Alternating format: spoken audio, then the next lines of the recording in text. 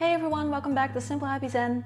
This video is going to be all about self-love and acceptance and feeling good in our own skin. Self-love is something that I feel very strongly that we all deserve, and it's also something that most of us struggle with from time to time.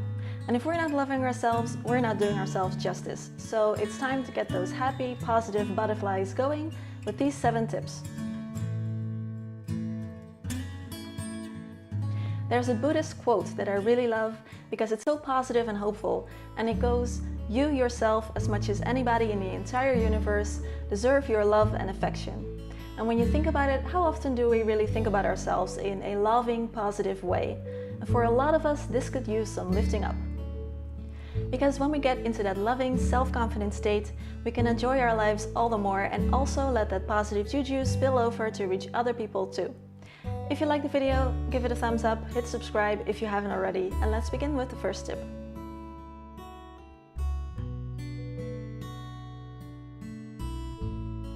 So a lot of us tend to treat our close friends and family members a lot better and a lot more lovingly than we treat ourselves. So first thing is to get that out of the way.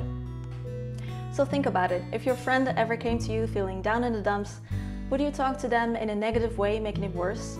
Would you tell them, "Yeah, I think you're fat," or "No, I don't think you can achieve that"? You wouldn't. Yet this is something that we often do to ourselves, and a lot of the times unconsciously. And when you think about it, that's just crazy. Whenever you get like this, try to think of yourself as a friend. What would you tell them and how would you treat them? Would you allow them to take a rest and take a break after they've worked all day? Or would you force them to do even more busy activities because they're not good enough otherwise? Treating yourself as a friend is a great way to be kinder to yourself and to feel the self-love.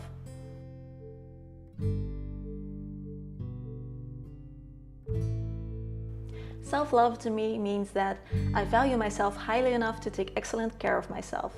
And with this I mean take care of my body, mind and spirit. Eating right and exercising are of course 2 great ways to go, as long as you don't overdo it. Because in our society, it is rest that we often forget or don't allow ourselves. And if you ask me, taking the time to rest and to heal is something that we could all do a lot more. Other examples are making sure you get enough sleep or do fun things that you enjoy. You can feel comfortable doing things that add value and beauty to your life. It also goes the other way around. Identify and leave the things that don't serve you, and do that because you honestly feel that you deserve to be happy.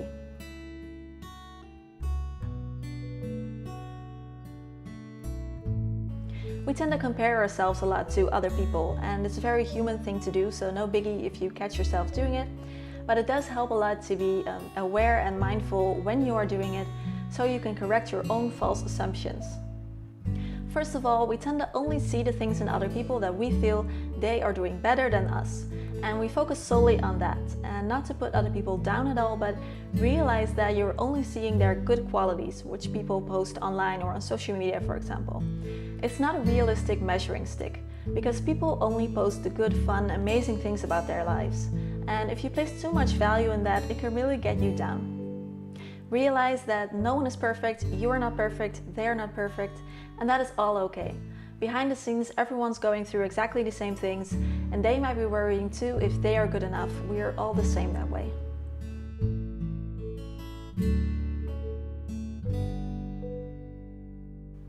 This is a great way to make sure that you're not being too hard on yourself or too lenient, and I call it the slack equality, which means that we give ourselves the same amount of slack as we would give any other person.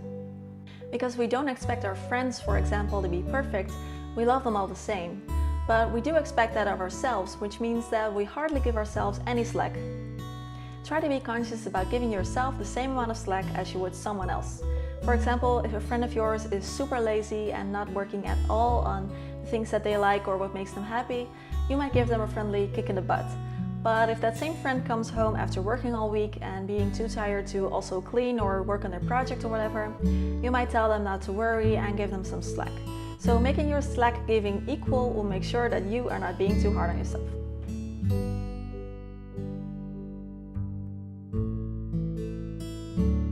It works wonders to give yourself small acts of kindness, and this can be anything. Sleeping in late or even having a pajama day, giving yourself something yummy to eat and not worrying about the calories for once, waking up to good music, anything to kind of pamper yourself and show yourself some love in a practical way. You could also decide to do some lovely slow stretching or some meditation instead of the fierce workout that you had scheduled. We live in a society that tells us we need to be busy and productive and hard on ourselves to count for something. And that is just not true if you ask me. We only live once, right? So why not walk the walk and do something loving for yourself in a practical way as a small act of kindness?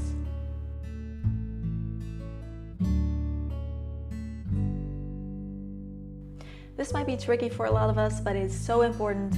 We are not perfect people and we all have flaws. It doesn't matter. Later when you're old, you're not going to still be worried about that one thing that you now consider to be a flaw. So you might as well let go of that worry and self-doubt right now. You don't have to become anyone else or achieve anything or do anything in order to be good. You already are good, with all your talents and your flaws. They're all part of the total package that is you. I'm thinking about doing a separate video about this because I feel like there is a lot more to go into about this one. So if you want me to discuss this in a separate video, please let me know in the comment section.